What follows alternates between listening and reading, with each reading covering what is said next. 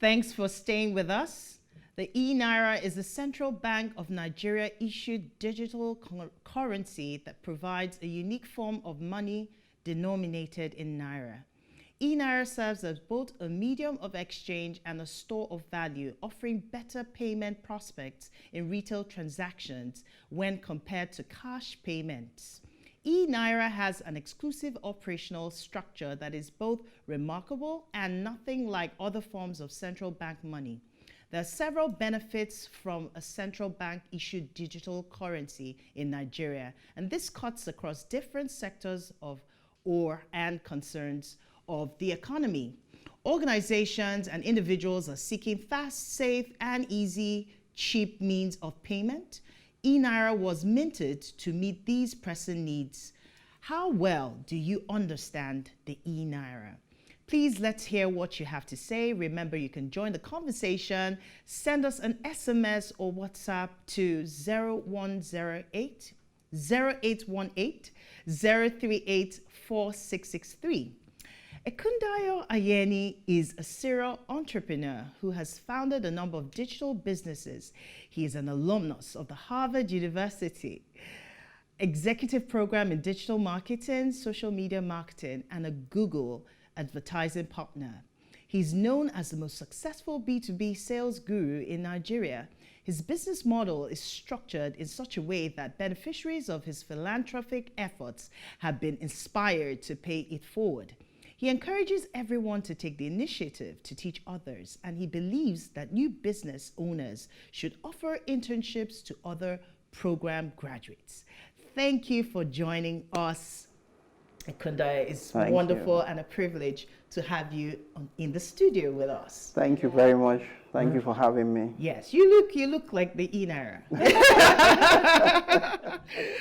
All right, so Ekundayo, imagine that we are laymen and women right here with you. So please help me break down in layman's terms, what the E-Naira is all about. Okay, so in simple terms, E-Naira is still the same form of currency you're dealing with on your day-to-day physical money thing, and it's a digital form of the currency now, meaning I can do transactions with you using the E-Naira wallet. So far you have a wallet, I can do direct transfers to you. So it's as simple as I use this layman example every time I have to talk about it. I go do a transaction. We've all been victim of I do something, maybe I buy something of 850 naira, I give you 1,000 naira, you give me 100 and say there is no change for 50.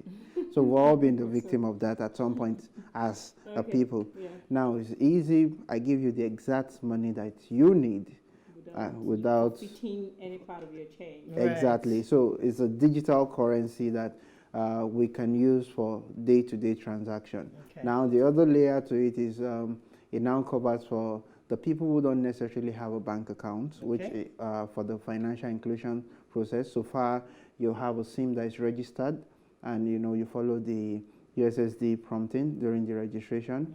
That means that you automatically have a wallet, and then that same transaction can happen again.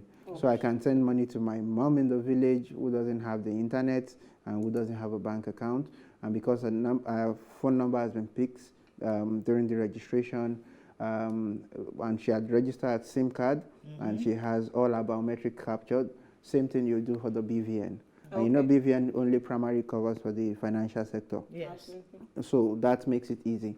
Any transaction you also do on the E-Naira platform is also traceable, trackable by the Apex Bank. So it makes it very easy. So I've just told you a few things around it. Before we even take it a step further, I forgot to ask the ladies what their thoughts are towards the E-Naira. So let me start with Uwa.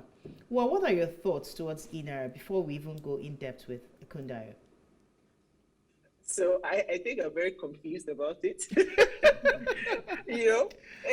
So why I'm confused about it? First of all, there are, and I love Ekundayo to help me understand it, because we already have digital transactions that we do, that I don't have to move around with cash, which is, when the CBN brought the cashless policy, where I can go on my app and just, do the transfers. I mean, like now I'm so bad that I hardly, even 1,000 You naira. hardly as carry little as 1,000 cash naira, around. I don't carry cash anymore because anywhere I go to, I just say, oh, where's your bank account? I transfer money to you, I get my goods and I leave. That's how terrible I have become with cash. I do not even touch cash anymore, right? Right. So that's one.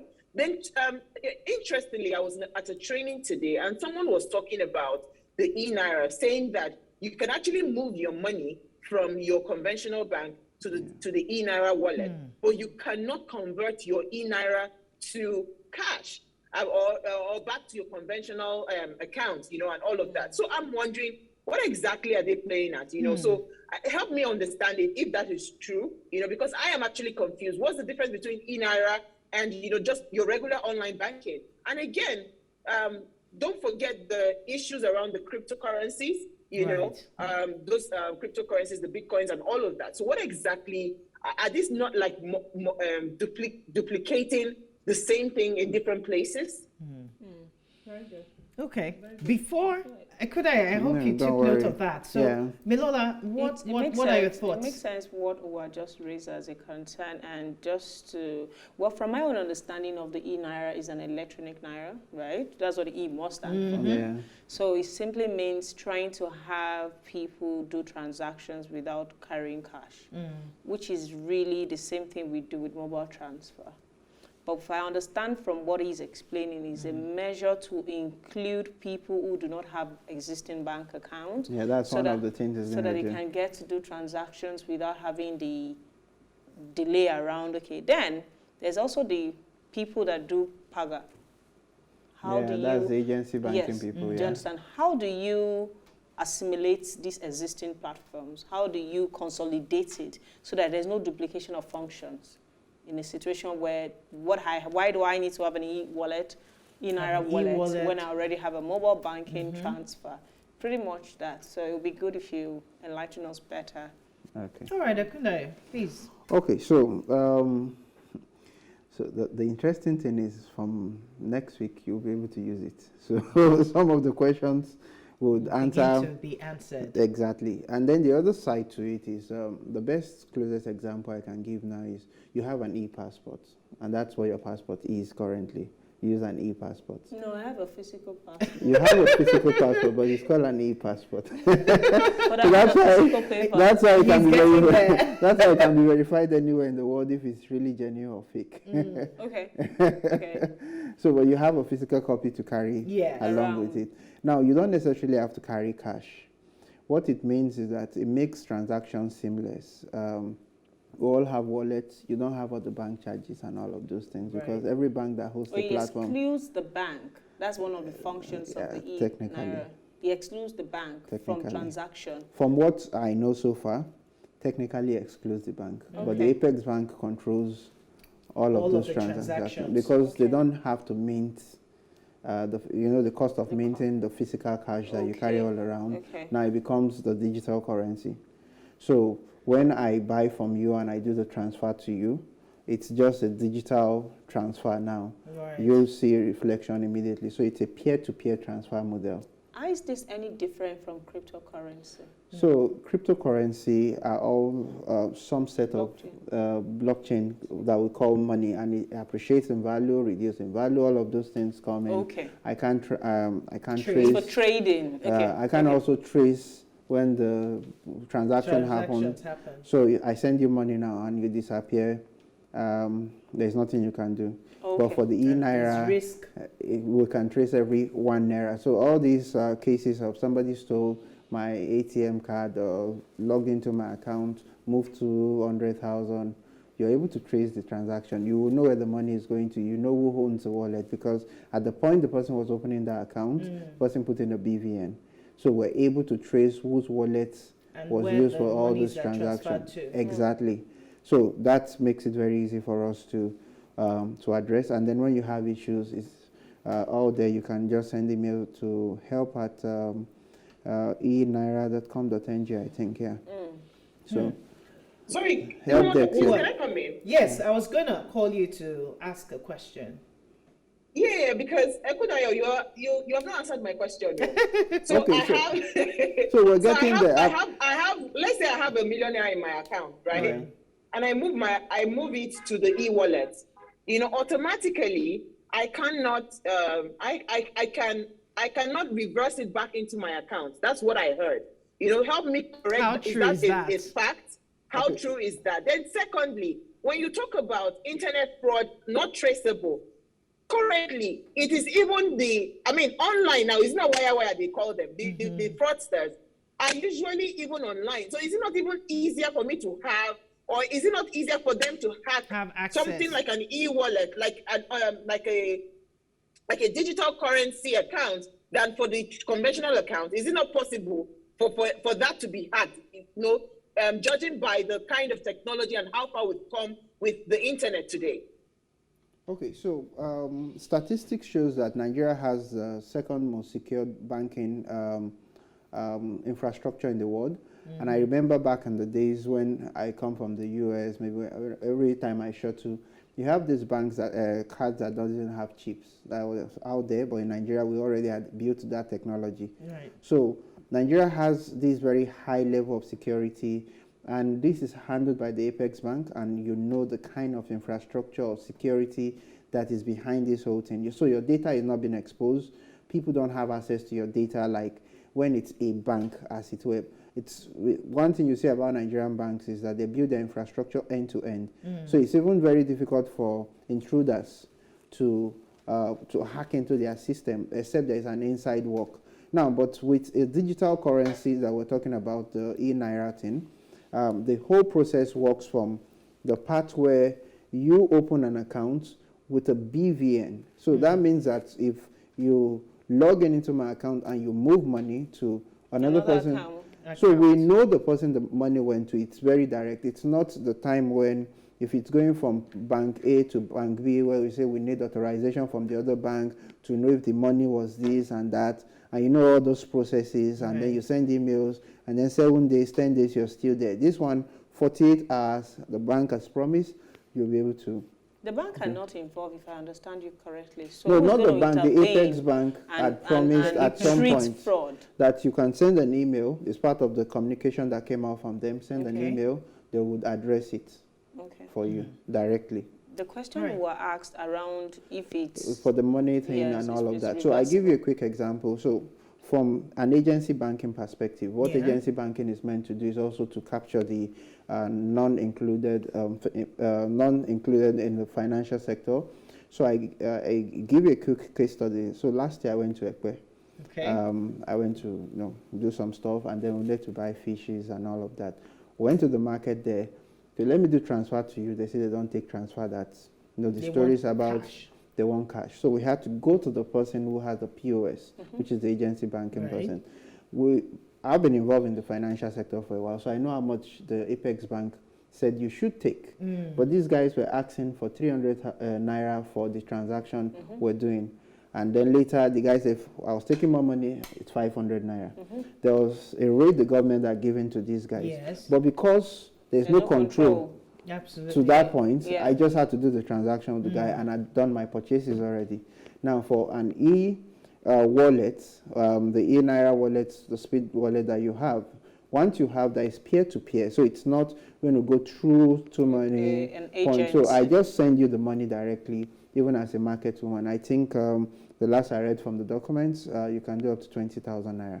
Okay. But it says, if I put the monay from my Naira account, from my GT account into my e-wallet, can I take it back?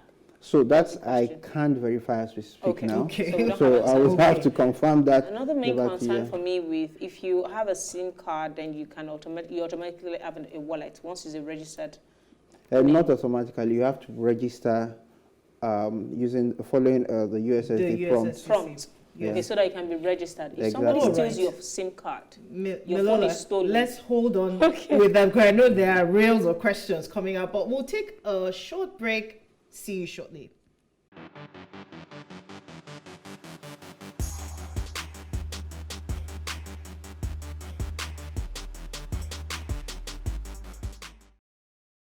If you're just tuned in, we are having an amazing chat with Ekundayo on the CBN E-Naira. Please let's hear what you have to say. Remember, you can join the conversation. Send us an SMS or WhatsApp to 0818-038-4663. All right. So, Ekundayo, back to the questions. I think, Milola, you were trying to ask a question before we went on. If someone gets stolen, their phone gets stolen, that pretty much exposes their e-wallet to whoever has access to that phone. Yeah. And then they can transfer their funds into another account. Yeah, knowing how this country has not been very reliable in tracking thefts, who's going to be responsible? Is there any way you can block your account the moment your phone gets stolen? Because I know that a lot of this will be clearer as we begin to use the app, evidently. It's just that these are questions people want to know before they even take the trouble to say, okay, let me explore having this e-wallet. So at some point, you're able, I said earlier, you're able to track any form of transaction that happen at any time. All the transactions are traceable. So immediately your phone is stolen, obviously you're expected to block it, your SIM card. So same thing you do across every other board. Yeah, just block the SIM card. Go to the nearest point where you can maybe get a phone to call or something, block the SIM card. And then you can, when you get your welcome back and all of that, you can continue with the wallet. Now, if that does not happen and somebody had transferred money from your account, it helps even with the policing system. We know who the money was transferred to. Okay. It's very easy. It makes it easier. It's easier. So this time around, we're able to track directly. So if it's going from bank to bank to bank, as it used to be, it becomes a bit difficult. But with the E-Naira, it's easy for you to just track at a shot. No, you track somebody, sorry. Go ahead. You track someone stole my money, right? Now you've identified the person. How do you get them? Because you can find That's that. Police. So, police responsibility. It is. So I wanted to ask, before I ask Uwa to come in terms of value, how does the E-Naira improve or limit the growth of our economy? So we have a lot of unbanked people currently, which is one of the biggest problems we have in the economy, because we have these monies going around from the conductor to the alagbo that goes around. To the market woman. Now we want to start capturing those funds. We want to know how it goes. We want to know, okay, what volume of transactions happen at that grassroots level. Now that will help us do better planning as a nation. That will also help us project in terms of how we want to do a visibility study as a country. We are also looking at how much are we saving in terms of not just having physical notes. She was talking about not going around with physical notes. So the production of these physical notes, the cost of minting is also going to be reduced. So the more we go digitalized, the better it is for us. So less we need all those physical cash. And then all this case of I don't know if you've observed over the years, there's been reduction in thief coming to burgle your house because they suspect there's cash in your house. Now, all those kind of things obviously had been there, and now we're even trying to eradicate it as much as possible. Oh, but they've gone digital as well. When they come to you, they just tell you and ask you to make transfers. And then you do transfer. So you do transfers, that's one thing. But are you able to trace some of those transfers even when you go through the police route and do all of those things before? Because once you start going from one bank to the other, the bottleneck that comes with each bank trying to protect the interest of their customer, privacy, and all of that, and then the route you need to take. Now, but for this whole process, it's easy to trace once and for all. How does the banks feel about this when they are completely outside of the loop of these transactions and knowing that the bulk of fund is going to be going through this medium? So, I may not be able to react totally on behalf of the banks. Absolutely, because you're not I will tell you, represent their interest. But I noticed that every bank app now have just updated. They have the E-Naira wallet on their apps. So you can check internet banking. I've received, at least from all the banks that you have accounts with, I've received emails telling me about the E-Naira on board and all of that. And it's just because we've not gone totally live on it. And then you see the volume of, and we as Nigerians, when you wake up in the morning and you say, this is the way we'll go today, everybody will react first negatively because we are all suspicious of the person who is leading us at every given time. So after a while, Nigerians?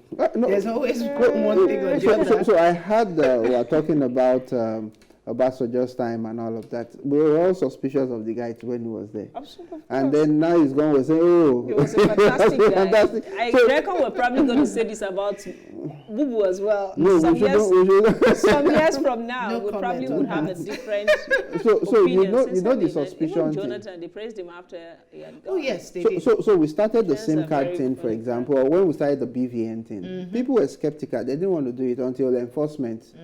And look at the volume of security tightness and the awareness that I don't want my BVN to be exposed. I don't want my stuff to be stolen. And then you see that level of security you enjoy. You go to the bank now and you're trying to withdraw above a particular volume. They will revalidate if it's truly your account.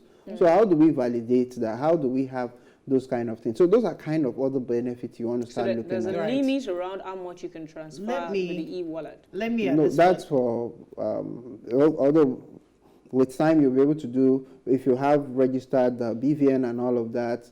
They say The more the security, the more the security, the access more they access you allow. have to. All right, it. Uwa, you wanted to ask a question before.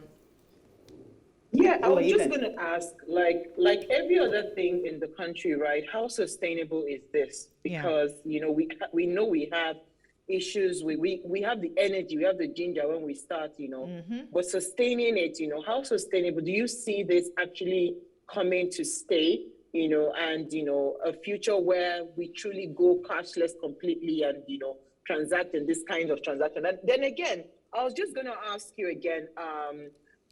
How about transactions abroad? Right now, if I want to pay for some things online, I can't use some of my bank cards. It's specific cards I have to do. There are limitations. You can't do it beyond a set amount of money. So how would this E-Naira help in Yes. doing transactions when you travel out of the country? Do you still need to carry your BTA or your PTA and all of that? Will this actually improve how transactions are being done for businesses? Okay, so currently it's focused more on the diaspora remittance. Okay. That's what we have currently.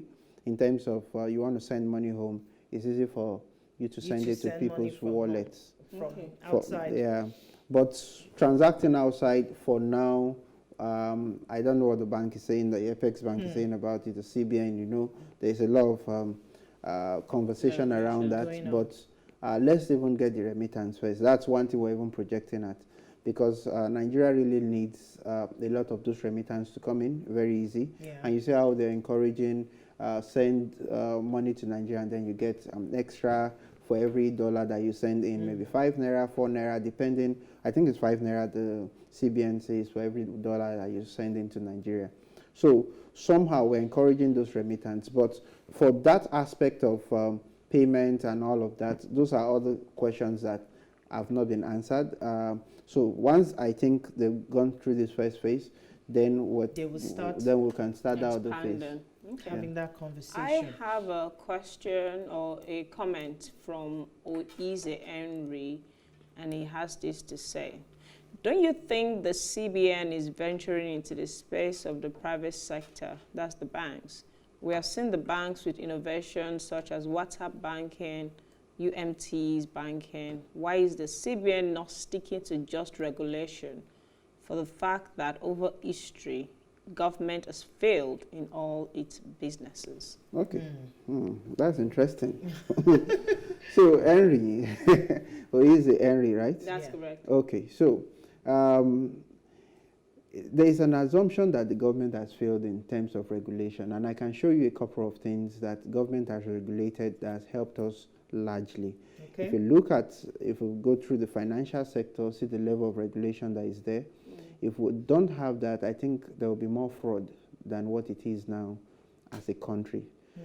We talk about every other, talk about NAFDAC and all of those people. They are all regulators. They are all checking what we're consuming, standard organization. Let's not talk about the level Uh, of work that they So the thing is, they may not be able to do their work effectively, Right. but they are doing something. That is where we must first agree. Imagine there was no non-existence of these guys, and we just feel we want the perfect system. Even in developed countries, you know, I've stayed on different sides of the world before. So, and you still see the systems with the loopholes. You still, you know, with the whole noise of Trump, a non-citizen, and all of those things, people still sneak into those countries. You know, I was traveling on Greyhound at the time in the US, and we were stopped to check, and they had to check, you know, people's passport to be sure people had not sneaked into the US. Right. You know, that was during the Trump's administration. And you're asking yourself, why? In this country, you still have those kind of things. You still have checks. You've seen custom try to do their own thing too. So for this financial thing, the government is also going to regulate, and I believe it's sustainable, because on the long run, same way we started with things like the NIMC, just to verify your phone numbers and all of that. Although it may not have covered everything we're looking at, but we're going somewhere, heading somewhere. We're able to say, okay, we started something good, let's now scale it. So I will still go back to the BVN, for example, which is still very related to what the Apex Bank introduced. That's helped us check. They can easily block bank accounts. They can easily say, look, this transaction looks fraudulent. This is not, we can't verify. So back in the days, E-Naira.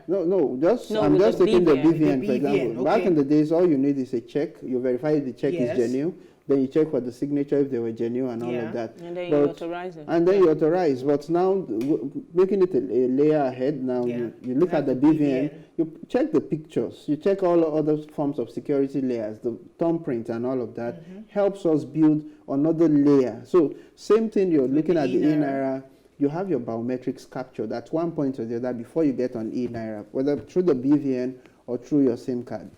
So you can't just get on it because your biometric has been captured. So we're able to look at what exactly are we heading at. We want a safer environment, we want better remittance, we want better transactions, we want to be able to trace transactions. Why would you want to hide your transactions? That's the first question. Because sometimes... Because I choose to. Because you choose to. So it's good. It's not because I'm doing anything fraudulent. I just choose not to let people know what I'm doing. When the thing goes wrong, you run to the police. If he had not read out his resume, I would have thought he's with the government. Because I mean, a lot of we speaking on behalf of CBN. I would have thought we had a CBN governor it's just that sitting right in. I have a bias for this thing. I love the concept. At some point, I just feel we should make life easy. For people, because I deal with this development space and all of that every time, and I see people, it's very difficult for us to even bridge the gap to the women in the village. I remember when I went to my village next, and I saw people, they sat down somewhere. There's just this small microfinance, and everybody's there, about 80, 90 people at a shot. Things that you can easily do with the phone. Let's make life easy even for the unbanked people. Right. A very last question before we wrap, because I know we're running out of time. Yes, we're wrapping up. How do you think this would affect the existing POS sector, those agencies? Because it looks like it would eradicate that agency. For now, it's not going to take them out because awareness is still going to go heavy. I expect that the banks are already, I've seen one or two, my friends that work in the bank who are going to start classes over this weekend till Monday to enlighten the people. And then we need to do a lot of awareness down to the grassroots and make sure every language, integrated communication process to make it work across board. But we're not going to knock them out for now because there are some places where you still need cash. All right. Yeah, so it's very important. Okay. All right. Let me have your final thoughts. Uwa? Uwa, are you still there? Oh, yeah, I'm with you, Norma. Okay. But you have a comment. I think it's important that we address that first. Okay, let me address that comment. It says, thanks for this effort to enlighten the public. I live in a rural area. There is need for better explanation on how someone in Lagos will transact with the aged parents in Ife Ijumu in Kogi State if fiscal cash is not involved. This is from Isaac Olatunde, and that was going to be one of my questions, but for time. Yeah, just use the USSD, same way you can use the USSD to send. Do they understand what the concept of USSD is Okay, about? so That's where the training the comes in. hashtag, something that you use on your So they're phone. going to be prompts. So once you send it, so far your parents already have their own wallet on, they will get the money. It's very straightforward. All right, so Uwa, do you have final So thoughts? I was just going to Lola? ask, so when you send the money to those parents, is it possible for the parents to go to those agents like the Paga that Milola had mentioned earlier to now, if they really need cash, would they be able to change the e-wallet to a cash transaction? So that is where that layer, I don't have full understanding of that layer yet, but I think that should happen. Very important. It should be. So that's person. because that's going to happen if you want that transaction to really have an endpoint, because that needs to happen. Absolutely. All right. Any final thoughts, Uwa, before I get to Yeah, I was just going to say that, well, I don't know whether I've been fully, whether I have convinced. I yet. know. Maybe It's I not believe, a one day. I believe, It's not a one Yeah, day I believe- or 1 hour training, so to speak. I'm yeah, sure so we'll be I enlightened think that along it the is way. when it's in the usage that the understanding will come. That's Absolutely. how I think I'm So I can make available videos and materials for you to check, approved by the Apex Bank. That for would be awesome. And because it's important that people are also enlightened. The everyday person needs to be able to have access to information that makes it seamless to transact in the E-Naira. Exactly. Milola, any thoughts as we wrap up? I felt, when I saw it, I thought it was a good idea and is a positive step towards moving the economy forward. You know, there's nothing wrong with making transactions seamless and easier for people, particularly eliminating the charges. There's a lot of that. People go withdraw money and then you have to pay 500 naira to get 50,000 naira. It's ridiculous. Not that it's a lot of money, but if you want to save, you can save your money. Why do you want to spend it? So I think it's a good effort, but there's a need for a lot of sensitization, information, awareness. Our people do not trust our government, and it is evident why we don't. We're always very suspicious of any new government intervention. How does this serve me? Or is this something that enriches a smaller number of the people? But with usage, I'm sure it'll be clearer and the benefit will be more evident. Yeah. So I think it's a good idea. Very much. Yeah. Ekundayo, do you have one more thought? Just 1 minute, very quickly. For everyone watching. So I would just say, embrace what the government has done from Monday and from next week. Let's start using Coming it. from you. Yes, let's see where we're going to. Because if we don't welcome this, how do we scale to the next way? Somehow we all welcome Facebook. We welcome different kind of things. At some point, ATMs were seen as bad, and now we all use the ATMs and all. So let's just welcome. It's development too. Other countries too also have things like this. Yeah, the Caribbean countries have adopted. I heard Nigeria is the first country in Africa to adopt the E. Some Caribbean countries are already doing it. So what are we waiting for? We're a developing country, but I guess we'll get there. A lot of sensitization needs to go into it. I'm wondering what the role of the media in making sure that people fully understand the concept behind the E-Naira and how it can be of benefit to them. I think it's an area. There will be a couple of roadshow, town hall meetings from the CBN, from my own belief, and there will be a lot of awareness. So don't worry, just watch out. You'll see them all around town soon. Thank you. Thank you so much. And that's why we are here as well. That's why we're talking about it now. Exactly. And we'll keep talking about it until people understand, because with a lot of ignorance, that's why Nigerians are really very suspicious of anything that the government wants to introduce. So it's normal for the black person or a Nigerian, typically, let me just say Nigerian, that you bring something new, they will check in many ways. I've experienced it in different ways. I remember I started a mailing platform back in the days, and I went to a client and I was showing the guy and said, oh, you're a scam, you're a Yahoo and all of that. It's difficult. The guy chased me out of his office. I literally, was screaming on me. So you'll get all kind of stuff like that. But let's look at it. It's a welcome development on my own part. Okay. I'm really interested in how it will help, especially the woman in the market, on the streets, the Uber driver. Somehow they've been adjusting and surviving. They just need to get better at adjusting and surviving. I guess that's pretty much what that Our adoption rate, it's not so high when it comes to digital products as a country, but I believe this would, because very soon maybe you have to be paying your taxes using that and all of that. So your remittance to governments, and so you will just have to use it at some point. Okay. All right. Thank you. Thank you so much for enlightening us. At least this is the first step. I'm sure further, if we have more questions, we'll probably have to bring you back on the show. But thank you so much for doing justice to our topic on the E-Naira today. All right, so before we go, do ensure you follow us on Instagram at PlusTvAfrica. You can interact with us further, drop a comment, and most importantly, we are planning a giveaway just to say thank you for watching and believing in the Ways brand, also following our conversation. So do well to follow us on Instagram now at PlusTvAfrica. Like, share, comment, and invite your friends and family to watch us and follow us. If you missed today's quote, here it is again.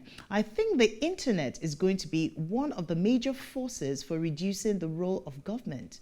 The one thing that's missing, but that will soon be developed, is a reliable e-cash. That's from Milton Friedman. See you on Monday at 8 p.m. as we bring yet another great conversation to your screen. It's bye for now.